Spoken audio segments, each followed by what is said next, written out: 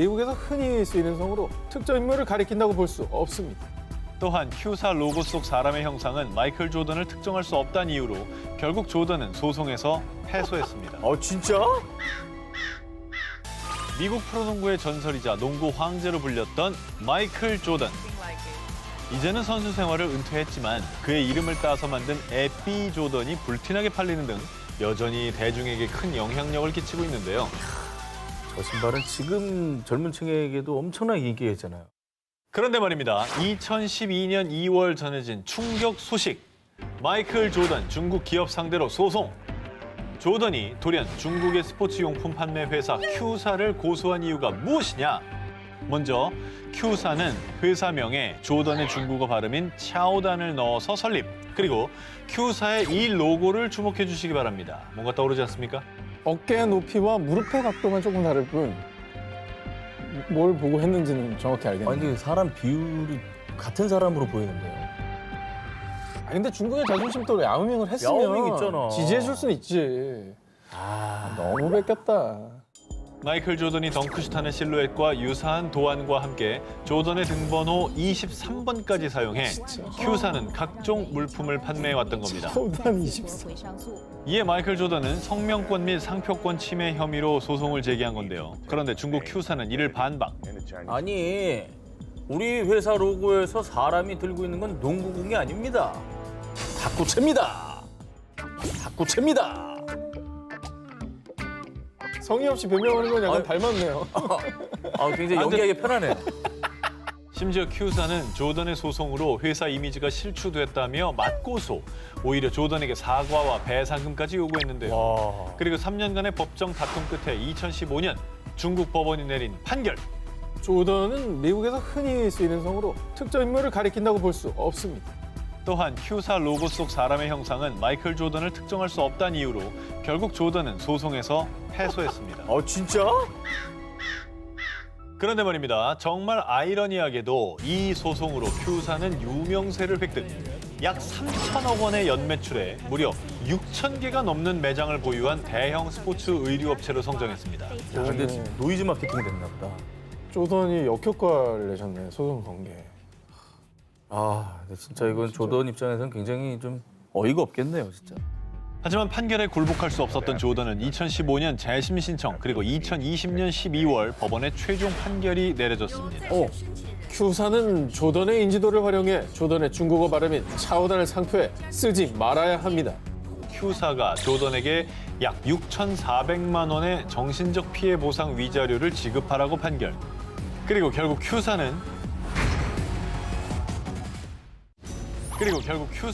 Z사로 회사명을 변경하게 됐다고 합니다. 짜오단 아닙니까? 짜오단. 더 비슷해졌는데. 차오단이 아니라 차오단이 더 비슷해진 거 아닙니까? 짜오단. 좀 그래, 지읒이 됐네, 우리로 치면. 다른 이름으로 바꾼 거예요. 다른 이름. 아예 짜오단이 아니고. 매장이 몇 천 개? 6,000개. 6천 개. 근데 이제 배상금이 6천만 원이라는 건, 야, 이거는 솔직히 누구라고 생각할지라도 할 만한 장사는 저쪽에 따라고 볼 수 없는데. 이게 돈을 안 주더라도 좀 이렇게 좀 사과라도. 그러니까 사실 돈보다도 브랜드 이미지 때문에 소송한 건데. 사과는커녕 거꾸로 조던을 고소했으니까요. 어. 진정한 오늘의 주제에 딱 맞는 사람들인 거죠. 2013년 3월 중국 다롄에 거주하는 우 씨는 아내와 아들과 함께 외출을 했습니다. 그런데 그 사이 도둑이 침입. 아무도 없지. 그럼 슬슬 털어볼까? 아이 뭐야, 겨우 이게 다야? 휴대폰도 뭐 이런 걸 써? 도둑은 우 씨의 휴대폰과 현금 등을 훔쳐 달아났는데요. 피해액은 약 3천 위안, 하나로 약 55만 원으로 우 씨의 한 달치 월급이자 전 재산이나 다름없는 돈이었습니다. 진짜 속상했을 것 같아요, 저는. 네. 그렇죠. 전 재산이라잖아요. 그러니까 당장 잡아서 혼쭐을 좀 내줘야 되는데. 불안합니다. 오늘 주제가 또 주제인 만큼. 놀란 우 씨는 급히 이웃의 휴대폰을 빌려 도난당한 자신의 휴대폰으로 전화를 걸었습니다. 역시나 휴대폰은 꺼져 있었지만 우 씨는 지푸라기라도 잡는 심정으로 도둑에게 메시지를 남겼습니다. 도둑님, 가져가신 건 저희 가족의 전 재산이에요. 돌려주시면 절대 신고 안 할게요. 제발 좀 부탁드리겠습니다. 근데 이거 솔직히 도둑 입장에서 이거 신경 쓰겠습니까? 그냥 딱 끊어버릴 것 같은데. 아니, 전화기를 꺼놨는데 뭐 보기나 하겠어요? 간절했던 우 씨의 마음이 통한 걸까요? 도둑으로부터 답장이 왔습니다. 뭐라고? 너희지? 아니 너무 가난해서 훔칠 것도 없더라. 시간만 낭비했잖아. 이런 구닥다리 휴대폰이나 쓰는 인생이라니 왜 사냐? 그걸 그걸 그것도 없어서 저 남의 집 집에 들어가지고. 도둑 들어간 사람은 왜 삽니까 그러면? 야 진짜 이거는 적반하장 그대로 그냥 도둑이 몽둥이를 들었다 그거잖아요. 전 재산을 도둑 맞은 데다가 도둑에게 조롱까지 당한 우 씨는요. 가난해도 열심히 살고 있다고 자부했는데 정말 허탈하네요. 라며 속상한 마음을 감추지 못했습니다. 가난은 부끄러운 게 아니죠. 도둑의 말 따위는 무시하고 지금처럼 열심히 사시면 언젠가 좋은 날이 올 겁니다. 힘내시길. 아 그리고 저런 파렴치한 도둑을 일단 꼭 잡아서 혼쭐을 좀 내줬으면 좋겠어요. 그러게. 정의가 뭐고 뭐가 옳은 건지 이 법이라는 게 왜 있는지 무서움을 제대로 좀 보여주면 좋겠네요. 진짜. 2016년 영국 콘월주 뉴키시 길거리에서 강아지 헤이즐과 함께 노숙 생활을 하던 35살 매튜 브린턴. 저희를 좀 도와주세요.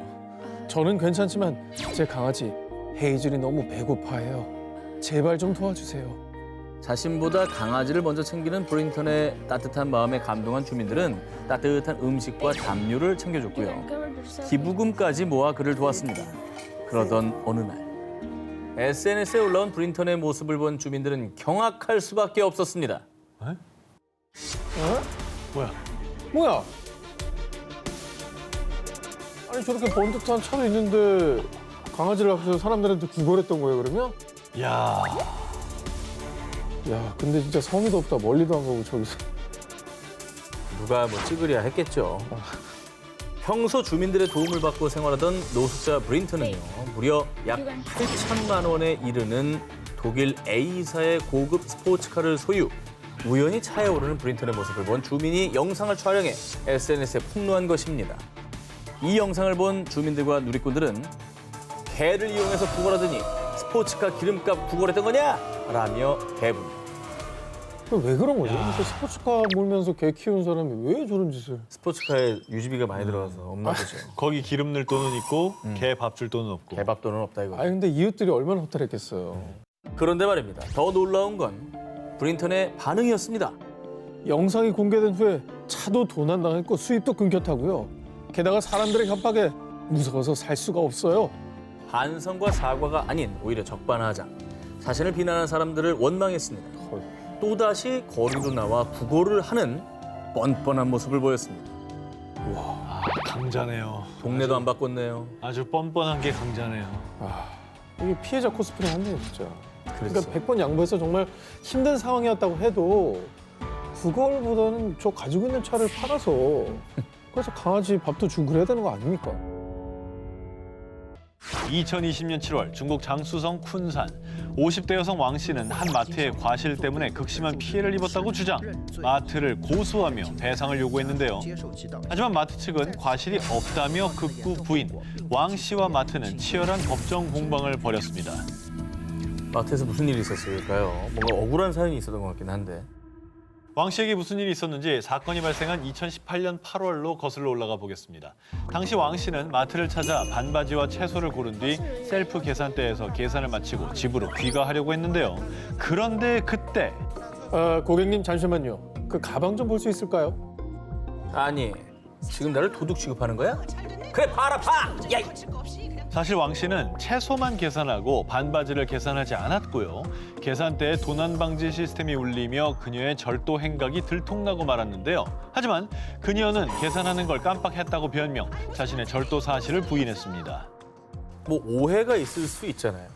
네, 아직은 뭐. 네. 그리고 깜빡했을 수도 있잖아요. 사실 살다 보면 음. 마트에 뭐 한두 개입니까 물건이. 근데 만약에 그게 사실이라면 내가 도둑으로 몰렸고 그게 억울해서 고소한 건가요, 마트? 날 왜 그 취급하느냐? 아닙니다. CCTV에 그녀의 절도 행각이 적나라하게 찍혔음에도 왕 씨는 뻔뻔하게도 자신의 범행을 부인했고요. 심지어 가방 속에 있던 반바지를 멀리 던져버리며 증거 인멸까지 시도. 아니 그러면 실수한 게 아니네. 이게 그럼 도둑질 해놓고 지금 발뺌하려고 오히려 이렇게 막 화내고 막 그런 거 아니에요? 아니, 그러니까 실수면, 어. 진짜 실수면, 어머, 어떻게. 죄송해요. 이게. 어떻게 찍어 이렇게 되는 거잖아. 그래야 되는데 이걸 던져버렸다면서요. 야 이게 그러면 적반하장인 거죠 이것도. 완전히. 자기가 더 성질을 내잖아. 여기서 마트를 고소했다고? 마트 측은 조사를 위해 그녀를 2층 사무실로 데려갔습니다. 그런데 잠시 후 아, 여기 구급차 불러요. 아까 그 사람 2층에서 떨어졌어요. 조사를 받던 중 잠시 화장실에 다녀온다던 왕 씨는 화장실 밖 파이프를 통해 도주를 시도. 그 과정에서 추락해 하반신 기형 장애를 얻게 된 겁니다. 아우, 아유, 그런데 자신의 잘못으로 발생한 사고임에도 내가 이 사건의 가장 큰 피해자예요. 마트 직원들이 강압적인 분위기를 조성해서 나도 모르게 그만 도망친 거라고요. 라며 적반하장 태도를 보였고요. 심지어 마트 측에 의료비와 보상금 명목으로 17만 7천 위안, 우리 돈 약 3,200만 원을 요구하기까지 했던 겁니다. 하지만 쿤산 법원은 사건 당시 CCTV를 토대로 마트 측이 강압적인 태도를 취하지 않았다는 점과 왕 씨의 절도 사실을 인정. 그리고 상해 원인과 결과 모두 스스로 자초했다며 소송을 기각했습니다. 저 사람 진짜 안타깝다. 반바지가 뭐라고. 그러니까 뭐 장애를 얻으셨다면서요? 이거 굉장히 슬픈 일이고 안타까운 일이긴 하지만 본인이 가장 큰 가해자이자 피해자인 거예요. 맞아요. 아니, 그 잘못 하나 인정하면 될 걸 갖다가 맞아. 반바지 하나 인정하기 싫어가지고 도망가다가 방해까지 왔고. 그거 얼마나 한다는 거죠? 2013년 4월 미국의 브루클린. 31살 남성 로버트 잭슨은 도로 주차장에 주차된 자동차 조수석에서 여자친구를 기다리고 있었습니다. 그때 일방 통행인 도로에서 웬 차량 한 대가 역주행. 급기야 그 차는 마주오던 트럭을 피하려다가 잭슨이 탄 차량과 접촉 사고를 내고 말았습니다.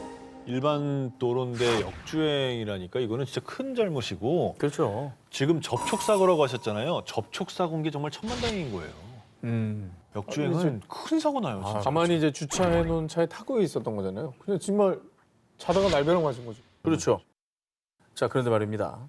아, 이거 여자친구 차인데 제가 잘 얘기할 테니 자동차 긁힌 것만 보상을 해주시면 됩니다. 아니 무슨 소리야? 당신이 우리 차에 달려들었잖아. 가해 차량에서 내린 두 남성은 정말 뻔뻔하게도 사고를 내놓고는 오히려 피해자인 잭슨에게 죄를 뒤집어 씌우려고 한 겁니다. 야, 이거 황당해서 약간 말도 안 나왔을 것 같은데. 역주행에서 본인이 잘못해 사고까지 냈으면은 이거 정말 싹싹싹싹 빌어가지고 이 정도면 진짜 고맙습니다 하고 와야 되는 거예요. 배송만 하고. 그러니까요. 근데 블랙박스나 CCTV 사고 장면 찍혔죠? 자, 그런데 말입니다. 사고 후 가해자들은 마치 CCTV를 찾는 듯 주변을 두리번거리더니 CCTV가 작동되지 않는 걸 봤는지 갑자기 당신을 무면허 운전 혐의로 체포합니다. 사실 잭슨을 체포한 가해자들은 경찰이었습니다. 가해자들이 탄 차량은 경찰차였습니다. 경찰차가 역주행을 했다고? 아, 근데 잭슨 입장에서 쉽지 않았을 것 같아요. 이거 왜냐면 그냥 잘못하면 말려요. 일반 운전자도 아니고 여기는 공권력이니까. 그렇지. 진짜 잘못하면 난리 납니다. 완전 힘의 불균형이 엄청난 거잖아. 그렇습니다. 사고 직후 무면허 운전 혐의로 기소된 잭슨은 자신의 무고함을 밝히기 위해 경찰과 힘든 싸움을 이어나갔습니다. 그리고 정말 어렵게 잭슨은 그간의 억울함을 풀 수 있었습니다. 뭐가 하나 나갔네. 내가 볼 때 주변에 누군가가 찍고 있었을 거예요. 불행 중 다행으로 사고 현장 인근 건물의 한 CCTV에서 사고 장면이 담긴 동영상을 뒤늦게 확보한 것입니다. 사고 당일 가해자인 경찰들이 이 CCTV는 놓친 듯합니다. 이후에 뉴욕 경찰은 해당 사건을 관련 기관에서 조사할 예정이라고 밝혔습니다. 근데 지금 진짜 무서운 게 경찰에 이런 억울함을 밝혀줘야 되는 사람인데 이걸 뒤집어 씌워요? 너무 무섭다. 야, 이건 나쁜 사람들이야. 본인 인생을 망쳤네. 지난 4월 미국 중국계 이민자인 61세 남성 야오 판마는 코로나19 사태로 실직 후 거리에서 재활용품을 주우며 생계를 이어가고 있었는데요. 그런데 늦은 밤 누군가에게 폭행을 당한 야오. 결국 그는 뇌출혈과 안면 골절 등 중상을 입고 혼수 상태에 빠졌습니다. 아유, 너무 심하게 맞았다. 이게 왜 사람이 사람을 저렇게 때리고 그래요? 혹시 뭐 묻지마 폭행 이런 거 아닌가요? 폭행을 심하게 당한 누가 이렇게 한 거예요? 경찰은 사흘 뒤 야오 폭행범으로 49세 남성 제로드 파웰을 체포했는데요. 그런데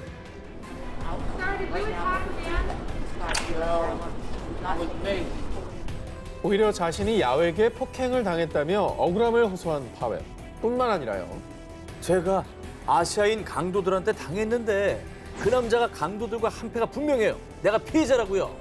파웰은 사건 전날 아시아인 강도단에게 돈을 뺏겼는데 야오가 그 강도단의 일원이라고 주장. 그리고 사건 당일 우연히 마주친 야오가 자신을 조롱하며 위협했다고 주장했습니다. 와, 그럼 맞은 사람이 강도였다 이거죠? 예, 그렇게 주장한 거죠. 난 정당방위였다. 자, 그런데 말입니다. 조사 중 밝혀진 충격적인 진실. 왜 이유가 왜? 왜 사람 죽겠네. 쓰러진 야오의 머리를 무자비하게 짓밟은 파웰. 심지어 당시 목격자에 따르면요. 야오가 깡통을 줍고 있는데 갑자기 저 남자가 뒤에서 달려들어서 야오의 머리를 발로 찼어요. 이 사건은 아시안 혐오 범죄로 보도되며 세간에 큰 파문을 일으켰습니다. 아니, 본인이 먼저 폭행을 하고서는 피해자 코스프레를 한 거잖아요. 너무 뻔뻔하네요. 저도 영상 없었으면 유야무야 됐을 그러니까요. 일이네요. 아니 근데 저거는 너무 사람을 세게 폭행해서 혼수 상태까지 갔다니까. 맞아요. 살인 미수 아닙니까, 저 정도? 그렇게 봐야 되는 거죠, 맞습니다. 사실. 파웰은 이 사건으로 살인미수, 증오범죄 혐의 등으로 기소됐지만 정말 뻔뻔하게도 끝까지 무죄를 주장했는데요. 하지만 결국 유죄가 인정돼 최대 25년형을 선고받았습니다. 손바닥으로 하늘을 가릴 순 없습니다. 얄팍한 거짓말로는 죄를 덮을 수 없다는 걸 깨달아야 할 겁니다. 2021년 8월 미국 매사추세츠주 가족과 함께 장을 보고 나온 줄리는 두 남녀가 자신의 차문을 멋대로 연 모습에 대분노. 급기야 주차장에서 말다툼을 벌였는데요. 남의 차 문을 열었다고요? 근데 도둑인데 왜 말다툼을 해요? 미안하다고 그래야지. 도둑이 아니, 도망가든가. 도망가야 되는 어. 거지. 자, 그런데 사실 이들이 차 문을 열 수밖에 없었던 이유가 있었습니다. 사건 발생 약 40분 전 마트를 찾은 캔달라리아와 프렌즈는 야외 주차장에서 뜻밖의 광경을 목격했는데요.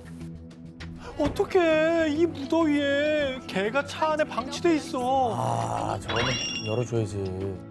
그렇습니다. 당시 기온은 30도에 육박하는 무더운 날씨였기 때문에 두 사람은 차 안에 있는 개가 걱정됐지만 일단 주인을 기다리기로 했습니다. 하지만 약 20분이 지나도 개의 주인은 나타나지 않았고 아유, 더워라. 한여름 무더위 속에 개는 점점 숨을 헐떡이기 시작. 이대로는 안 되겠다 싶었던 캔델라리아와 프렌즈는 강제로 차문을 개방한 뒤 개에게 물을 먹이며 주인을 기다렸습니다. 아유, 저건 고마워야 되는 거 아닌가? 아니 그걸 떠나서 미국은 저거 형사처벌 대상 아닌가요? 자, 그렇습니다. 그리고 약 40분 뒤에야 모습을 드러낸 개의 주인인 줄리는 You touched my door in my car. Do you own my vehicle? Do you want me to call the cops? Do you want me to call the cops You can on you? back up. And you put your hands on me You first. can back away. Fine. Keep approaching. You You're very. Fine. And you have on recording. Hello. 정말 무개념이네. Hello. 아, 저거는 정말 인성에 문제 있네. 야 정말 상식 이하다. 매사추세츠 법에 따르면 개를 무더운 날씨에 방치할 시 $500 이하의 벌금을 부과. 뿐만 아니라 당장 개를 구조해야 할 응급 상황인 경우 주인이 없을 때 창문을 깨도 법적으로 문제가 되지 않는데요.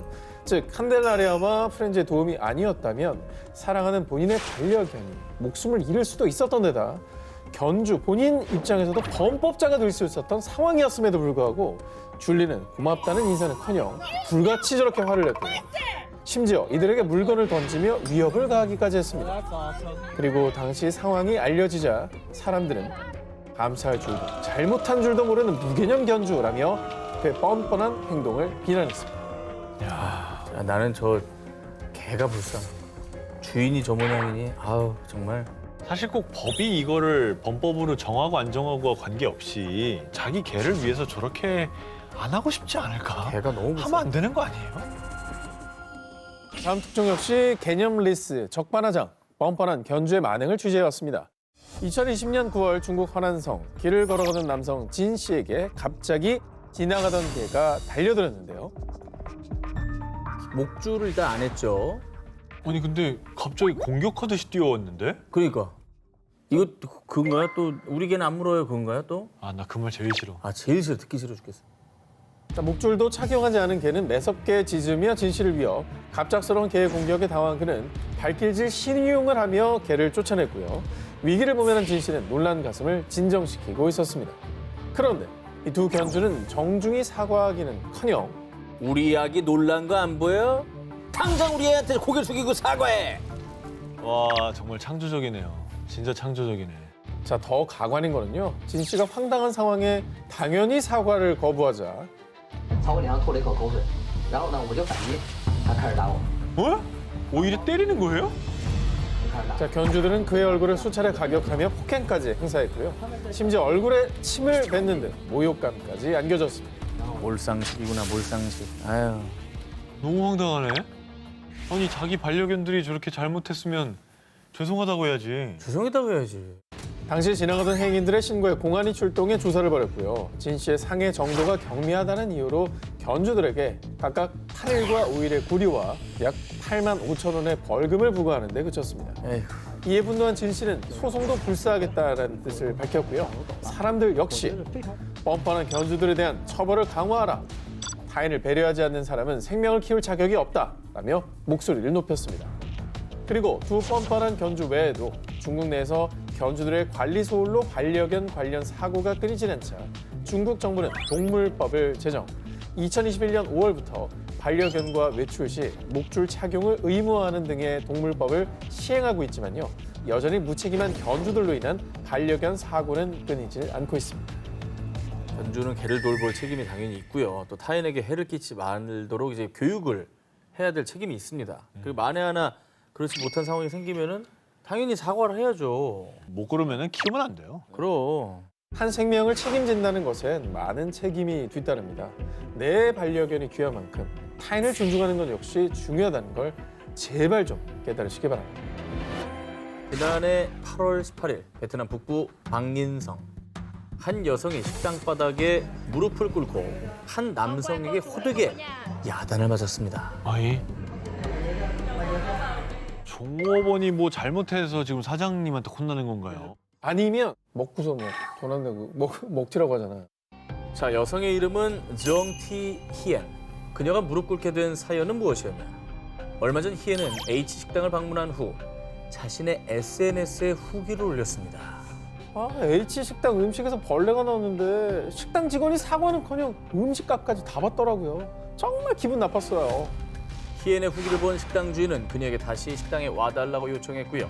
식당을 찾아간 희엔은 식당 주인 앞에서 무릎을 꿇고 온갖 비난을 듣게 된 겁니다. 야, 이거는 또 뭐죠? 설마 진짜 나쁜 놈이 있었다고 식당 주인이 손님 겁박하는 뭐 그런 건가요? 아니면은 그 블랙 컨슈머 있잖아요. 피엔이 오히려 이 식당을 음해할 목적으로 벌레를 넣고 악의적으로 후기 써서 뭐 그런 식의 보상을 타내려는 사람이 또 있잖아요. 음식에서 벌레가 나온 건 사실이었습니다. 네? 희애는 SNS에 후기를 쓴 뒤 식당 주인이 식당으로 오라고 하자 당연히 사과를 받을 거라 생각하고 다시 식당을 찾았는데요. 그런데 지난 10년 동안 우리 음식에 뭐라고 한 사람이 없었다고? 네가 감히 내 음식에 지적을 해? 식당 주인의 강압적인 태도에 무서웠던 희애는 그의 앞에서 무릎을 꿇고 머리를 조아리며 사과문까지 작성해야 했습니다. 아, 이게 앞에 계신 분이 피해자신 거죠? 그러니까. 야, 이거 너무 어이없는데? 아니 근데 가게의 잘못이잖아요. 벌레가 나온 건 이 위생의 문제고 정말 전적으로 저 가게가 잘못한 건데. 여기서 끝이 아닙니다. 식당 주인 티에는 마치 자신의 행동이 자랑스럽다는 듯 이 모든 과정을 영상으로 촬영해서 자신의 SNS에 생중계합니다. 그리고 심지어 희엔을 폭행까지 했고요. 정말? 결국 그녀는 식당에서 나온 뒤 응급치료를 받아야 했습니다. 아니, 왜 자기의 범죄 현장을 라이브 방송을 해요? 자기 딴에는 이게 무슨 주인으로서 뭔가 보여줬다 이렇게 생각하는 건데 저건 그냥 범죄잖아요, 범죄. 범죄죠. 그리고 저 사람 동의 없이 저 사람 얼굴 왜 올려 또. 그것도 말이 안 돼요. 이후에 타인을 모욕한 죄로 경찰에 체포된 식당 주인 티에는 결국 징역 12개월을 선고받았습니다. 이번 특종은 2016년 미국 사회를 떠들썩하게 만든 한 장의 편지를 먼저 소개하겠습니다. 그의 삶은 사건 발생 이후 180도 달라지게 됐습니다. 행복으로 가득 찼던 그의 삶은 걱정과 공포와 우울감으로 가득 차게 됐어요. 부디 올바른 결정을 내려주시기 바랍니다. 이거 되게 진지하게 편지를 보냈는데. 진심을 담았죠? 비장한데요. 그러니까 뭔가 이게 억울한 일을 당하거나 피해를 본 사람이 인생이 너무 힘들어지니까 억울하니까 보낸 그 편지 같아요. 이 편지의 정체는 명문대 수영 선수이자 법정에 선 아들 브록 터너를 위해 그의 아버지가 제출한 탄원서였습니다. 아이, 그런데 말입니다. 정말 경악할 만한 사실은 그의 아들 터너는 피해자가 아닌 가해자. 터너는 1년 전 술에 만취한 여성을 상대로 성폭행을 저지른 강간범이었습니다. 에이, 뭐야, 피해자가 아니네요. 가해자로서 할 얘기가 아니죠. 피해자 인생이 얼마나 망가졌는데 자기 인생 뭐 180 달라진 거 이게 이건 진짜 적반하장이다. 당시 검찰은 성폭행 혐의로 터너에게 징역 6년형을 구형. 그런데 이에 불만을 품은 터너의 아버지는 20여 년의 인생 중에 불과 20분 동안의 행동에 대한 대가치곤 우리 아들에게 너무 가혹한 처사라고요. 아니, 삶이란 게 그렇죠. 그 실수가 남에게 실을 수 없는 피해를 줬다면 그거는 처벌을 받아야 되는 거지. 그 시간- 20년, 20분 이게 뭐가 중요합니까? 시간이 뭐가 중요합니까? 아니 그 남은 인생 트라우마를 갖고 살 피해자를 생각한다면 저런 얘기를 어떻게 할 수 있죠? 피해자의 인생이 정말 180도 바뀔 20분이었어요, 사실은. 그렇지. 그죠? 그리고 그도 자기도 아버지면 그 사람의 부모 입장도 이해한다면 저런 얘기 절대 할 수 없거든요. 내 자식만 소중한 거죠. 그러니까. 더욱 기가 막힌 사실은 뻔뻔함 가득 담긴 이 탄원서가 정말로 받아들여졌다는 건데요. 터너에게 내려진 최종 판결은 고작 징역 6개월과 보호관찰 3년. 심지어 터너는 원래 형량마저도 다 채우지 않고 불과 3개월 만에 풀려나 일상으로 컴백. 또 한 번 논란의 중심에 섰습니다. 아니 사실 검찰이 구형했던 6년도 큰 처벌이 아니라고 보거든요. 죄질에 비춰봤을 때. 근데 지금 뭐 이거 제대로 6개월도 안 치우고 나왔다는 거 아니에요? 근데 그 6년도 길다고 감형이 요구했고 더 빵당한 건 이게 받아들여져서 감형이 됐다는 거예요. 성범죄자인 아들을 탄원서 한 장으로 무모하게 감싸려던 아버지. 내 자식 귀한 줄 알면 남의 자식도 귀한 줄 알아야 하는 세상입니다. 2018년 1월 미국 캘리포니아 세크라멘토의 고등법원. 재판 중이던 판사는 한 남성을 향해 재판 방해하지 말고 당장 그 입 다무세요. 야, 판사가 저 정도로 화를 내요? 자, 대체 무슨 일이 있었느냐? 당시 법정에서는 피고인 루이스 바라카몬테스가 4년 전인 2014년 경찰 2명을 살해한 혐의로 재판을 받던 중이었습니다. 뭐야? 아니 살인범이고 경찰관을 2명이나 죽였으면 중범죄자인데 뭐 희생된 피해자나 유가족들은 얼마나 원통하겠어요. 법적 처벌 당연히 받는 거지만 그쵸. 인간 대 인간으로서도 사과를 해야죠. 그게 당연한 거죠. 네. 근데 당연한 게 지금 오늘 주제가 아니잖아요. 아, 그렇지. 적반하장의 주제라. 당연하지 않은 놈들만 나오는 거구나. 당시 바라카몬테스의 변호사는요. 당시 피고인은 약물로 인지 능력이 떨어진 상태였습니다. 어떻게든 형량을 줄이기 위해서 힘겹게 변호를 이어갔는데요. 자, 그런데 변호사가 열변을 토하던 사이 살인범 바라카몬테스는요. 정말 뻔뻔하게도 재판 도중 갑자기 웃음을 터뜨린 겁니다. 어머머. 아니 왜 웃어? 왜? 아 괜히 응? 정신적으로 좀 안 좋다는 걸 막 이렇게 강조하려고 그러는 건가? 아니 그래도 자기의 살인죄를 재판하는데 웃음이 나오나? 하지만 경악스러운 살인범의 행동은 여기서 끝이 아니었습니다. Get that shit. The only thing that regret is the skill too. I wish I killed more of those. 뭐야 이건 또 살인을 예고했네요. 사페예요 사페? 유족들이 그럼. 보고 있을 거 아닙니까? 방청객으로 들어가 있겠지. 그렇습니다. 살인을 저지르고도 반성은커녕 끔찍한 살인범의 모습에 유족들의 가슴에 비수가 꽂혔고요. 그는 정말 혐오스럽고 사악한 인간이에요. 인간이 아닌 것 같은데. 미국은 좀 합의하고 좀 사죄하고 그러면 형량을 조금 줄여주기도 할 텐데. 아니 저거는 뭐 완전 포기한 건가? 뭐 오죽하면 판사가 호통칠 정도니까요. 그러니까 왜 저렇게 행동했지 이해가 안 되네. 정말 저 웃음기 싹 사라지게 큰 형량이 내려졌으면 좋겠습니다. 네. 법정에서 웃음을 터뜨리고 추가 살인까지 예고한 살인범. 극악무도한 바라카몬테스는 결국 사형을 선고받았습니다. 세상에서 가장 파렴치하고 뻔뻔한 악마의 웃음. 본인의 죄가 얼마나 끔찍하고 추악한지 평생을 지옥에서 뼈저리게 느끼시길 바랍니다. 2018년 11월 미국 오리건주.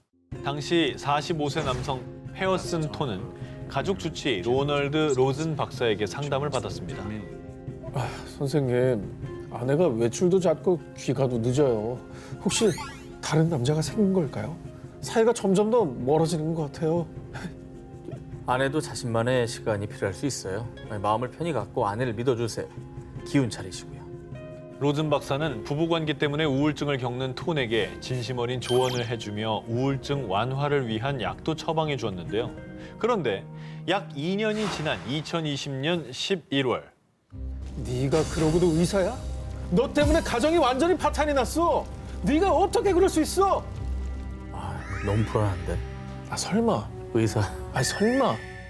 알고 보니 톤의 아내가 외도 중인 건 사실이었는데 그런데 그 상대가 다름 아닌 로즌 박사였던 겁니다. 어이가 없다. 이 사실을 알게 된 톤은 배신감에 분노, 결국 아내와 이혼했고요.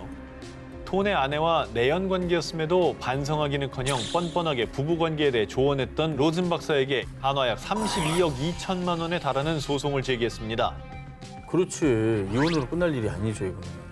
아니 바람 피운 것만 해도 저분이 얼마나 충격받았을 텐데 이게 사실은 그동안 나를 위해주고 나를 위로해줬던 사람이 그 사람의 원인 제공자라는 거 이거 얼마나 배신감이 크겠습니까?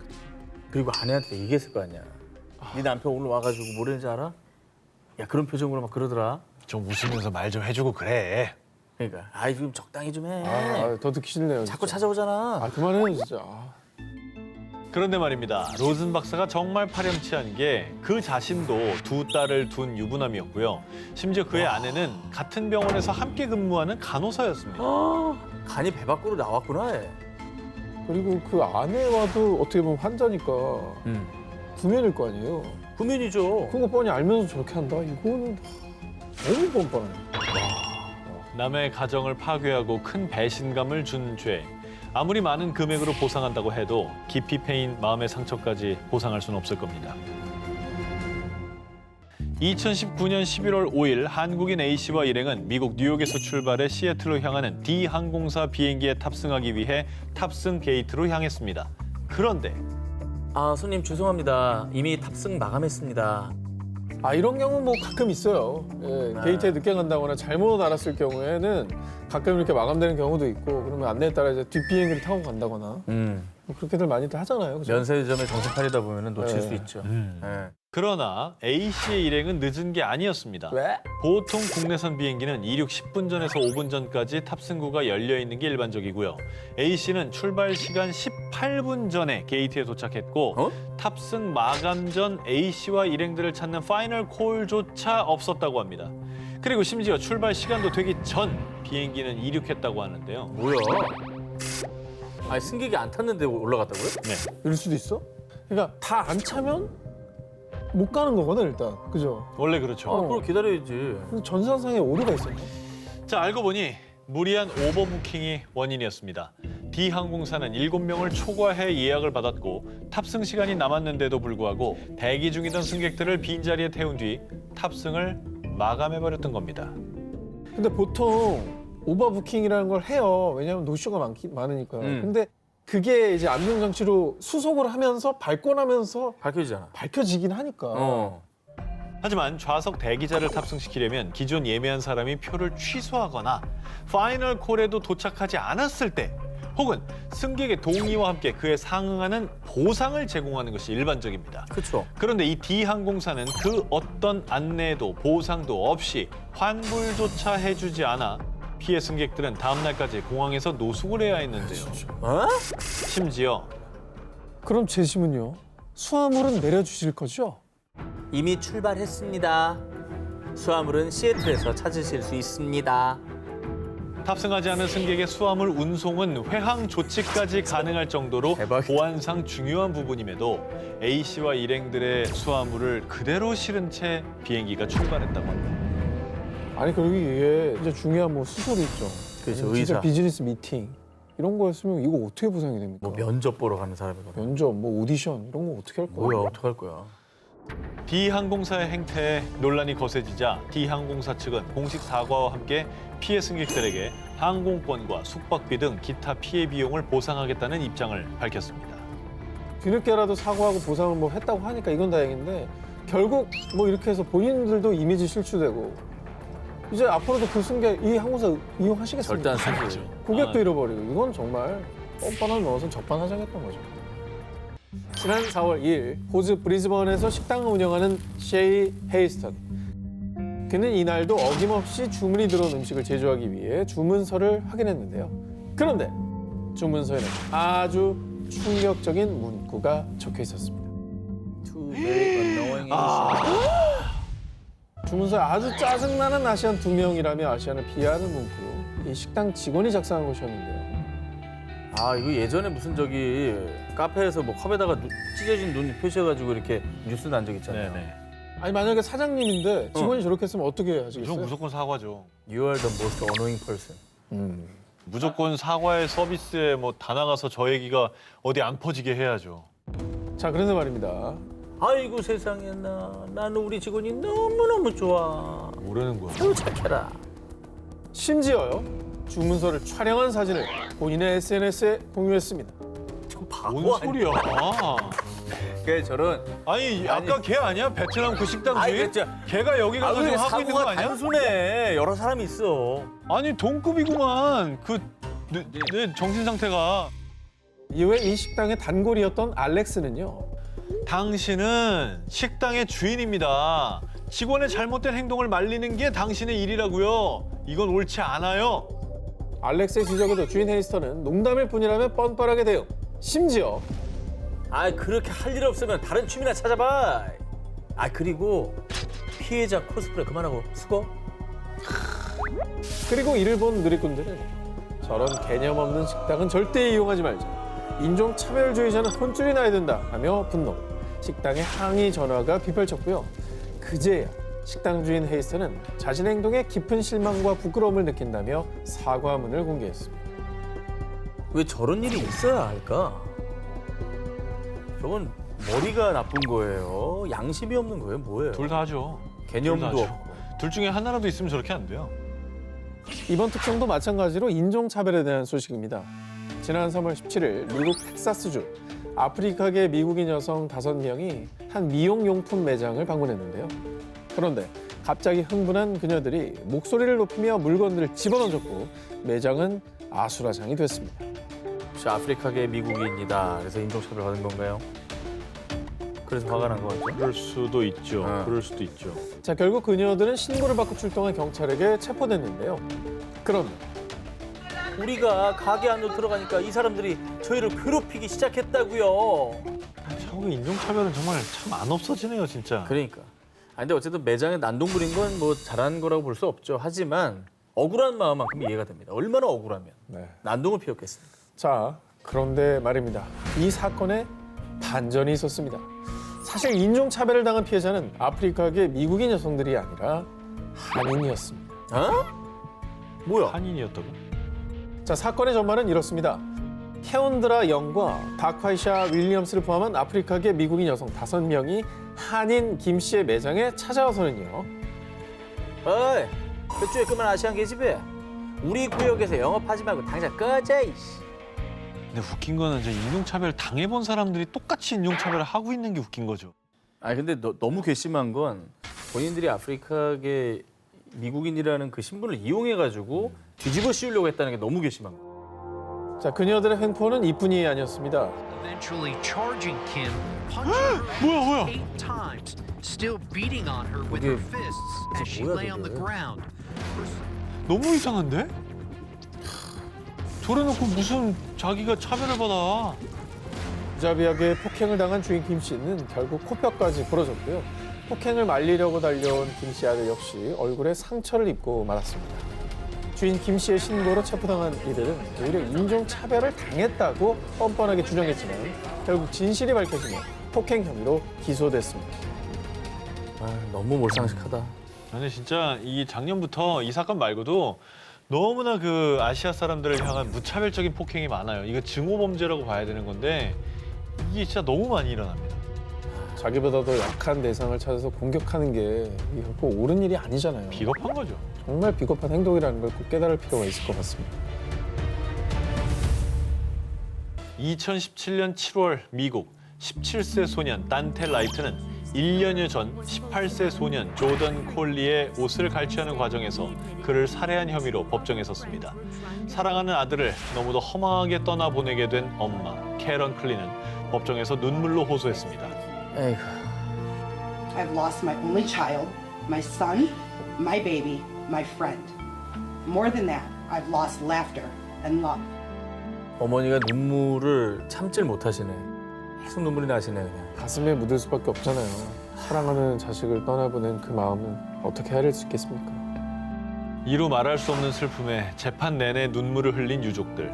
하지만 제가 가진 모든 사랑과 웃음을 잃었습니다. On the nights I managed to 하지만 sleep, I wake up 모두의 hearing 미래를 my son 위해 scream for me. 아이들을 Says I have to 용서하겠습니다. realize all the 정말 쉽지 않을 텐데. 사실 저도 아이를 키우는 부모 입장에서 이게 어떻게 다가올지 뭐 100% 이해한다고는 말씀 못 드리겠지만 이건 정말 큰 결정을 내리신 거예요. 그 가해자들은 평생 갚으며 살아야 돼요. 그게 중요합니다. 평생.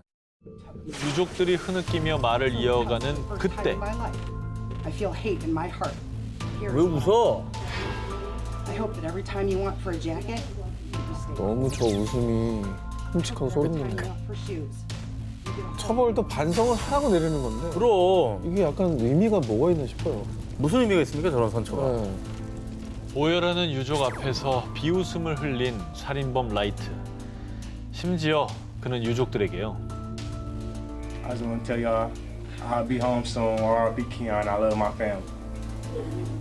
라이트는 살인을 저질렀는데도 불구하고 이미 유족과 합의를 했기 때문에 큰 처벌을 받지 않을 것이라 굳게 믿고 마치 유족들을 조롱하는 듯한 발언과 태도로 일관했습니다.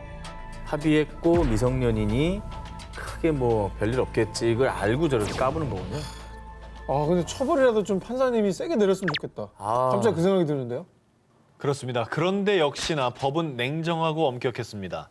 라이트를 유심히 지켜보던 판사는요. Bargained for, sentenced by the parties, but watching you sit there, smile, and laugh, and shake your head like this was no big deal, I'm very tempted to just say, I'm not going to accept this sentence agreement. We'll go to trial, and if you're convicted of felony murder, you'll go to prison for the rest of your life. That means you'll die there. That's what I'm tempted to do. 잘하셨다. 판사는 정말 이례적으로 유족의 선처와 합의를 배제하고 최고 52년형을 선고. 판결에 놀란 라이트는 굳은 표정으로 다급하게 변호사를 재촉했지만 별 수 없었고요. 결국 라이트는 평생을 감옥에서 보내게 됐습니다. 2020년 6월 22일 미국 샌디에이고에 거주하는 여성 앰버린 길레스는 한 카페에 방문했다가 출입 거부를 당하자 억울한 마음에 당시 상황을 SNS에 게시했는데요. 그런데 쫓겨날만 했네. 안전이 최우선. 카페 직원 일 참 잘하네. 응원합니다. 라며 카페 직원을 옹호하는 예상치 못한 반응들이 쏟아졌습니다. 뭐지? 아니 억울해서 글을 올렸는데 손님이 어쨌거나 들어가려다 쫓겨난 것 같은 느낌인데 그렇습니다. 이걸 왜 직원 편을 들죠? 사실 길레스는 마스크를 착용하지 않은 채 카페 방문. 이에 매장 직원 레닌 구테레스는 원칙대로 그녀를 저지, 서비스를 거부했던 겁니다. 그런데 길레스는 이 상황이 억울하다며 쿠티에레즈의 얼굴 사진과 함께 불쾌한 심정을 SNS에 게시했던 것이죠. 아니 작년에 미국 코로나 상황 심각했잖아요. 다른 손님들의 안전을 위해 행한 조치인데 이게 아니 진짜 적반하장이네. 자기 억울하다고 사진까지 찍어 올렸다고. 이거 초상권 있잖아 저 사람도. 이 길레스의 적반하장은 또 여기서 끝이 아니었습니다. 누리꾼들은 원칙을 지키고도 수모를 당한 카페 직원 구테레즈를 위로하기 위해서 팁의 의미로 크라우드 펀딩 사이트를 통해 약 10만 5천 달러, 한화로 약 1억 3천만 원을 모금했는데요. And that right there is $100,000. 이 소식을 들은 길레스는 뭐? 10만 달러? 나 때문에 받은 거니까 절반은 내 거지. 천식 때문에 마스크를 쓸 수 없다며 진짜 차별을 당한 사람은 자신이라고 호소했고요. 그리고 정말 뻔뻔하게도 변호사 수임료 모금을 위한 크라우드 펀딩 게시물을 게시하며 끝까지 적반하장 태도를 보였습니다. 그게 저 정도 되면 내가 잘못했나? 그치. 내가 혹시 나의 생각이 일반적이지 않은 건가? 라고 돌아볼 법도 한데 역지사지 해야지. 이 사람은 정말 황당하네. 자, 그리고 얼마 후 그녀는 또 다른 카페에서도 마스크 미착용으로 인한 실랑이를 벌이며 논란이 되기도 했습니다. 이분 상습범이네. Are you recording? Because I'm sick of being discriminated against and I don't have a mask. I have a mask and a medical exemption. I didn't think I was going to sue you, but now I'm suing you. I got $5,000. 거기서 저러고 찍고 막 화내고 앉아있습니다. 아, 저 직원이 무슨 죄입니까? 그러니까요. 다른 손님의 안전을 위해 행하는 조치인 건데. 인도 뉴델리 집단 성폭행 피해자 결국 사망. 집단 성폭행 사건의 거리로 나온 인도인들. 2012년 12월 인도 늦은 밤. 버스를 타고 남자친구와 귀가 중이던 20대 여성 조티 싱. 그녀는 버스 기사를 포함 승객 6명에게 잔혹하게 성폭행과 고문을 당한 뒤 안타깝게도 약 2주 만에 숨을 거두고 말았습니다. 아, 이 기사 저도 예전에 봤었는데. 저도 봤어요. 네. 전 세계적으로 큰 논란이 되었던 사건이죠. 사실 이해도 안 되고 너무 끔찍해가지고 한동안 좀 충격을 받았던 기억나요. 일명 인도 버스 집단 성폭행 사건 이후 인도 전역에서 가해자 엄벌과 여성 인권 신장을 촉구하는 대규모 시위가 연일 벌어졌는데요. 뿐만 아니라 2013년엔 인도 정부에서 성폭행 처벌을 강화하는 개정안을 발의하는 등 당시 이 사건은 전 세계에 큰 충격과 파장을 일으켰습니다. 그런데 사건 발생 3년 후 전 세계가 또 한 번 분노로 들끓었습니다. 그 이유. 여자가 어디 남자한테 저항해? 성폭행이든 뭐든 순순히 허락해야 하는 거 아니야? 헐. 이 충격적인 망언을 내뱉은 사람은 가해자 중 한 명인 무케시 싱. 그는 인도 집단 성폭행 사건을 다룬 영국 BBC의 한 다큐멘터리를 통해서 피해자에 대한 사과와 반성의 기색 없이 자신의 범행을 정당화했습니다. 뿐만 아니라 그는 인터뷰에서 अगर कोई शरीफ लड़की होती है रात को 9 बजे मतलब नहीं घूमती है लड़के भी उतना उससे ज़्यादा जिम्मेदार है रेप के लिए ये लड़के हैं उससे ज़्यादा 라고 하는 등 후안무치하고 일말의 양심도 없는 언행으로 많은 이들의 공분을 자아냈습니다. 너무 뻔뻔해서 좀 할 말이 없죠. 압도적이다 진짜 이거. 저 사람과 저런 식의 범죄가 저 사람의 나라에 대한 국제적인 인식을 떨어뜨리고 있는 거예요. 사형 선고를 받고 수감 중이었던 가해자 무케시 싱의 추악함은 놀랍게도 이게 끝이 아니었다는 겁니다. 성폭행했다고 사형당하면 앞으로 사람들은 성폭행한 뒤에는 고민 없이 여자들을 살해하게 될 겁니다. 이 같은 무케시 싱의 충격적인 발언이 알려지자 사람들은 피해자를 2번 죽이는 망언이다라며 비난을 퍼붓고요. 그리고 논란이 일파만파 퍼지자 인도 법원은 여성을 향한 폭력을 부추길 수 있다며 The government has taken necessary legal action and obtained a restraining order from the court disseminating the contents of the film. 아니, 그 법원의 주장도 이상한 게 가해자의 뻔뻔한 발언이 비난받고 다시는 이런 비극적인 사건이 없어지도록 그렇게 해야지 여성 폭력을 부추긴다고 방역 금지 처분을 내린 것도 사실 이해가 안 돼요. 이 말도 사실 이해가 안 돼요. 그러네. 부끄러우니까 이제 가리는데 급급했던 것 같아요. 그렇게 생각되는 거죠. 그렇게 생각되는. 지난 7월 서유럽에 100년 만에 기록적인 폭우가 쏟아졌죠. 당시 독일에서만 약 170명이 사망하고 160명이 실종. 폭우가 휩쓸고 간 도시는 마치 전쟁터를 방불케 했고요. 독일 내에선 역사적인 재앙으로 언급될 정도로 그 피해가 막심했습니다. 아유, 어마어마하네요. 폭삭 주저앉았네. 그렇습니다. 자, 당시 많은 방송국들이 제 현장을 취재했는데요. 독일 유명 방송사의 아침 방송 진행자이자 베테랑 기자인 수잔나 올렌 역시 큰 피해가 발생한 노르트라인 베스트팔렌주를 직접 찾았습니다. 사람이 하나도 없네. Tatsächlich mit angepackt. Ja, man versucht, das zu retten, was noch da ist. Wir haben hier von morgens bis abends zum Beispiel die alten Pflastersteine irgendwie rausgekramt, weil die Menschen hier versuchen. 올레는 참혹한 피해 상황을 보도하는 것에 그치지 않고 직접 발로 뛰며 피해 복구에 힘을 보태는 등 사람들은 카메라 밖에서도 진정성 있는 그녀의 모습에 크게 감동했고요. 화면 밖에서도 노력하는 진정한 기자라며 박수를 보냈습니다. 굉장히 모범 사례 같습니다. 그렇죠. 저런 저널리스트들이 많아야 될 것 같고. 그런 모습에 또 사람들이 감동을 받았을 거고요. 좋은데요? 자, 그런데 며칠 후 사람들은 올렌을 향해 이 사기꾼 다 쇼였어? 하며 비난을 퍼부었는데요. 쇼한 거야? 쇼하고 있네. 쉐라이. 뭐하니? 올렌이 리포팅 전 옷과 얼굴 등에 진흙을 바르는 모습이 포착. 즉, 그녀는 피해 복구에 나서지 않았으면서도 사람들에게 스포트라이트를 받기 위해 일부러 발로 뛴 척 연출을 하며 시청자들을 상대로 사기극을 펼친 겁니다. 이에 올렌은 SNS를 통해 언론인인 제가 해선 안 될 행동이었어요. 죄송합니다. 라며 사죄했지만 싸늘해진 여론은 쉽게 가라앉지 않았습니다. 뉴스에서 이렇게 가공을 한다는 거는 참을 수가 없네요. 그렇습니다. 한편 올해는 사기 보도에 해당 방송국은 그녀의 취재는 저널리즘 원칙을 명백히 어겼다라며 정직 처분을 내렸는데요. 진정한 기자라면 자신의 이미지나 이득보다는 진정성 있는 사실 전달을 우선시해야 하지 않을까요? 2018년 1월 14일 미국 시카고발 비행기가 영국 런던 히스로 공항에 도착했는데요. 그런데 그 비행기에 탑승했었던 66세 미국인 메릴린 하트먼이 세관 직원의 신고로 체포. 정체가 발각된 그녀는 곧바로 미국으로 추방됐습니다. 뭔가 밀반이 됐나요? 세관이라고 하니까 뭔가 물건이 좀 있지 않았을까. 들이면 안 되는 거라든가 뭐 그죠? 전혀 아닙니다. 뭐예요? 평범한 일반인인 하트만이 런던 공항에서 쫓겨난 이유는 바로 탑승권도 여권도 없이 비행기에 무단 탑승했기 때문인데요. 타인의 탑승권이나 여권을 훔친 게 아니라 애초에 없었던 겁니다. 아니 여권이 없이 어떻게 들어와요? 그 게이트가 통과돼요? 아니 일단 출국장 타기 전에 여권 탑승권 확인 다 하잖아요. 네. 그리고 이제 검색돼 친구 다음에 또 친구 있고. 치고.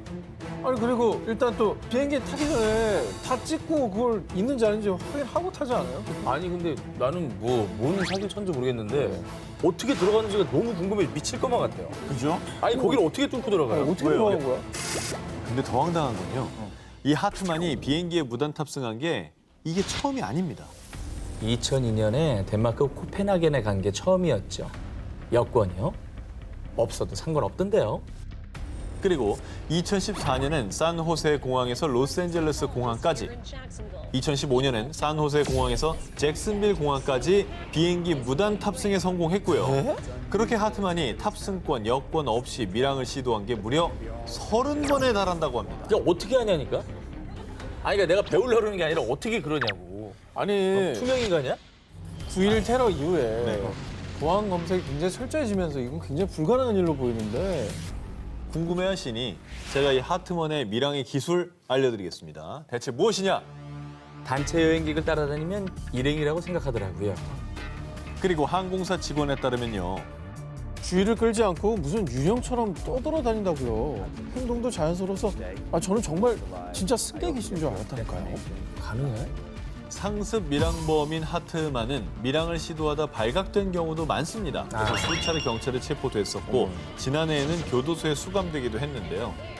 그런데 지난 3월 또다시 밀항을 시도하다가 체포! 결국 엄중한 법의 심판을 기다리고 있다고 합니다. 근데 이거는 어찌됐건 공항이 뚫렸다는 건 문제예요. 안전이 최우시돼야 되는 곳인데 정말 말씀하신 대로 진짜 나쁜 맘 먹었으면 큰일 나는 거예요. 엄청 위험한 거였죠. 절대 그러지 마시기 바랍니다. 안녕하세요. 미국에서 일하는 군의관입니다. 당신의 프로필 사진을 보고 연락했습니다. 요즘 SNS를 통해서 외국인들에게 이런 메시지 받은 분들 있을 겁니다. 얼핏 보면 달콤한 메시지 같지만 실상은 최근 활기치고 있는 신종 사기 수법, 연애하는 척 상대를 속여 돈을 뜯어내는 로맨스 스캠입니다. 그러니까 이게 좀 어이가 없는 게 이게 속나 이걸? 이게 너무 되게 많이 취하니까. 아니, 저는 그리고 이런 사람이 왜 나한테 말을 걸어? 난 이 생각밖에 안 들던데. 이거에 대해서 저는 더 충격적인 거는 그 다른 사람들이 저한테 제보를 하는 건데 제 사진을 긁어간 계정들이 자기한테 말을 시킨다고. 그런 그게 먹히나? 그게 먹히나? 유럽. 나 그게 진짜 황당한데? 봐봐. 이거 좀 기분 나쁜데? 아니 그게 먹혀야 그걸 이게 계정하는. 왜? 아니 제보 진짜 많이 해요. 그래서 제가 이걸 신고를 했더니 답이 더 황당했는데 규제를 못한대요. 어머. 내 사진을 쓴 것만으로는 사기 계정인지 내 팬 계정인지가 구분이 안 가기 때문에 그렇게 얘기를 하시면 돼. 나는 팬이 없다. 공무원 당신도 아시지 않냐? 내가 팬이 있는 게 말이 되냐? 심지어 나는 안티 팬도 없다. 지난해 초부터 올해 4월까지 경기 남부 지역에서만 로맨스 스캠 피해 사례가 무려 57건 발생. 그리고 피해 금액만 1,000만 원부터 많게는 4억 원에 이르기까지 어이없게도 생각보다 많은 사람들이 로맨스 스캠 사기에 피눈물을 흘렸습니다. 그렇다면 이 로맨스 스캠 사기꾼들이 어떻게 사람들을 속이느냐? 대표적인 유형을 소개해드리면 저는 시리아 파병 미군인데 작전 중 금괴를 발견했어요. 이거 당신한테 보낼 건데 운송비 좀 내줄래요? 러시아엔 당신 같은 남자 없어요. 당신과 살고 싶어요. 근데 한국을 가려면 비용이 필요해요. 근데 진짜 외로우면 혹하는 사람 있을 것 같아. 공개를 왜 나한테 보내? 그러니까 이들이 처음부터 돈을 요구하진 않습니다. 사기꾼들은 외국인들로 구성된 조직입니다. 주로 뭐 파병 군인, 사업가, 의사, 심지어 나사 직원까지 소위 엘리트 직업군을 사칭하고요. 또 피해자들의 외로운 심리를 이용해서 일상 사진을 보내면서 달콤한 말로 랜선 연애를 하고 또 결혼을 약속합니다.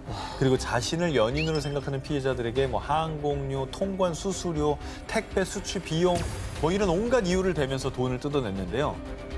자, 이걸 좀 막아야 될 것 같아요. 예방 방법 없습니까? 경찰에 따르면 모르는 외국인이 SNS로 접근하는 것은 대부분 로맨스 스캠 목적이라며 낯선 외국인과의 인터넷 교제를 주의할 것, 인터넷상으로만 연락하는 사람에게 함부로 입금하지 말 것, 선물 발송을 빙자한 배송업체 사이트에 접속하지 말 것 등을 당부했습니다. 지난해 10월 인도 우타르 프라데시주 의사인 라이크 칸이 사기를 당해 무려 1억 원 상당의 손해를 봤다며 경찰에 신고했습니다. 오, 1억 원이면 큰데요. 뭐 신종 이제 보이스피싱 같은 거 이런 거 당한 겁니까? 1억 원에 구매한 물건의 정체, 바로 여러분도 혹할 거예요. 요술램프입니다. 진이 나오는 거야? 21세기에 저기 진이가 나올 거라고 구매하진 않았을 거고. 요즘 불가능한 게 어디 있습니까? 아니 근데 아니, 저기 근데- 이제 보면 반짝반짝하니까 저거 자체가 고가의 금이나 금일 것이다. 그러면 충분히 가능하지. 아니, 만약에 진이가 나온다면 1억 정도 할 수도 있죠. 의사 칸은 환자 치료를 위해서 한 여성의 집에 한 달간 방문하면서요. 환자의 아들이라는 남성 탄트릭과 그의 친구를 알게 됐습니다. 우리의 위대한 지도자 바바님에게는 신비한 능력이 있습니다. 그들은 바바라는 가짜 종교 지도자를 내세워 칸을 세뇌시키기 시작했고요. 칸과 바바의 자리를 주선했습니다. 그리고 본격적으로 요술램프 사기극을 펼치기 시작. 이것이 바로 전설의 요술램프요. 내 능력으로 진이를 소환해 보겠소. 나타나라. 진짜 진이가요? 제가 한 번만 만져봐도 될까요? 이 진이. 어딜 만져? 그러다 진이가 다치기라도 하면 어떡하려고? 사기꾼 중 한 명이 요정 지니로 변장을 합니다. 자, 페르시아 설화 아라비안 나이트에서 알라딘이 지니를 소환하는 장면을 재현해냈고요. 그들의 시들린 연기에 칸은 완전히 속아 넘어가고 말았습니다.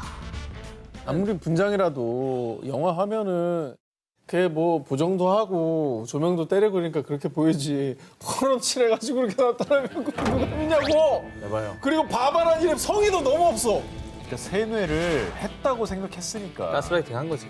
됐다고 생각했으니까 저런 사기극을 펼친 근데 거죠. 갑자기 문을 열고 퍼런 칠한 사람 들어오는데 그걸 진이라고 믿는다고요? 순수한 동심의 눈으로 보세요. 또 좀 들어봅시다.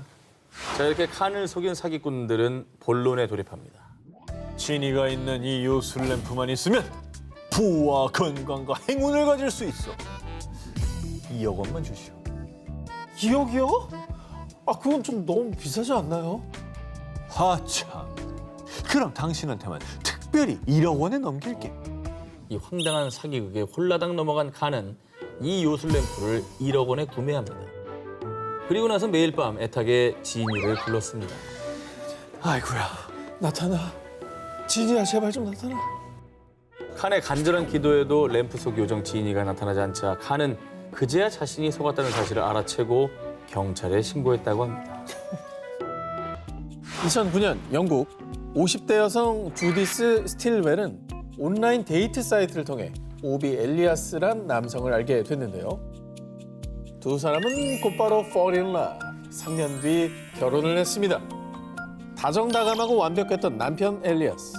다만 한 가지 아쉬운 점이 있다면요. 여보, 나 일주일 정도 출장 좀 다녀야 될 것 같아. 또? 알겠어. 자기 조심히 다녀와. 남편 엘리아스가 두바이 사업 때문에 너무 바빠서 해외 출장이 잦다는 점이었는데요. 하지만 스틸웰은 약 4,400만 원의 사업 자금도 지원해 줄 만큼 열심히 일하는 남편을 응원해 주었습니다. 여기서 끝나면 얼마나 좋아. 그러니까. 끝났잖아. 네, 두바이 사업 잘 되라 응원하고 끝나면 되겠네요. 자, 그리고 2015년 2월 남편 엘리아스가 어김없이 두바이로 출장을 떠났는데요. 그런데 남편의 노트북에서 두바이가 아닌 호주행 티켓 결제 내역을 발견한 스틸웰. 그녀는 당장 남편 엘리아스에게 연락해 사실을 추궁했습니다. 아니 그 친구랑 호주에 들렀다가 두바이에 왔어. 나 지금 저 일하느라 바쁘니까 끊어. 불안합니다. 바람 피나요? 바람이면 좋겠는데. 좋겠다고요? 아니 뭘? 바람이 좋겠는데 아니. 그렇지. 그 세계관이 나랑 너무 달라. 아 정신 좀 차려. 바람인 걸 왜 좋아해? 내 얘기는 그 정도가 아니라 저 와이프가 줬던 돈이고 뭐고 이미 다 날려먹었을 것 같다는 얘기죠. 바람은 당연한 거고. 바람 피는 게 낫다 차라리. 아니 그 바람으로만 정도에서 그치는 끝났으면 좋겠는데라는 거죠. 바람은 요인이 가능하다. 내가 잘못했네. 자, 그런데 말입니다. 남편 엘리아스가 출장을 떠나고 3주 뒤 호주에 거주 중이라는 한 여성이 보낸 이메일을 통해 스틸웰은 충격적인 진실을 알게 되는데요. 남편 엘리아스가 호주로 향한 여자친구를 만나기 위해서였다고 합니다. 바람 맞네요. 진짜 바람 맞네. 바람이었습니다. 스틸웰의 남편인 엘리아스는 원래 62세이지만요. 호주의 여자친구를 만날 땐 47세 스티브라고 거짓말을 해서 또 다른 삶을 살고 있었습니다. 그런데 더욱더 충격적인 사실은요. 엘리아스의 여자친구가 무려 46명. 기억이 나? 헷갈리지 않나 인간적으로? 자, 그동안 엘리아스는 두바이로 출장한 게 아니라 미국, 영국, 호주, 필리핀 등 전 세계 곳곳에 있던 46명의 여자친구를 만나러 다녔던 겁니다. 아, 일 안 해요? 야, 웬일이니 어떻게? 아니 되게 부지런하다. 그는 부인인 스틸웰로부터 사업 자금을 받은 것뿐만 아니라 세계 각국의 여자친구들과 동거하며 사업 자금을 핑계로 수천만 원에 달하는 금전을 받았는데요. 와. 결국 모든 진실을 알게 된 스틸웰은 엘리아스에게 이혼을 통보. 하지만 영국 국내법상 엘리아스가 법을 어긴 것은 아니기 때문에 형사처벌은 할 수 없다고 합니다. 근데 이거는 사실 민사로 가서 엄청 때려야죠, 저거는. 손해배상? 그럼요. 위자료 같은 걸로. 네. 저 응징을 해야지.